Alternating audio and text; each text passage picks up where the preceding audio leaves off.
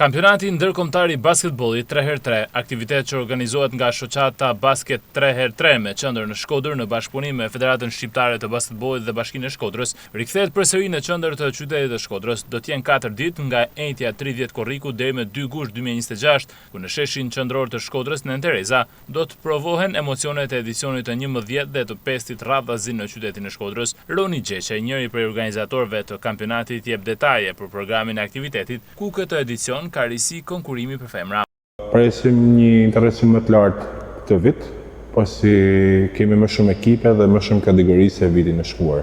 Për këtë vit kemi risin për herë të parë që zhvillohet kategoria e femrave, që do jetë ditën e parë me datë 30, ku janë pjesëmarrëse 6 ekipe, një ekip nga Kosova dhe 5 nga Shqipëria, 2 do të jenë nga Shkodra dhe 3 tjera do jenë nga Tirana.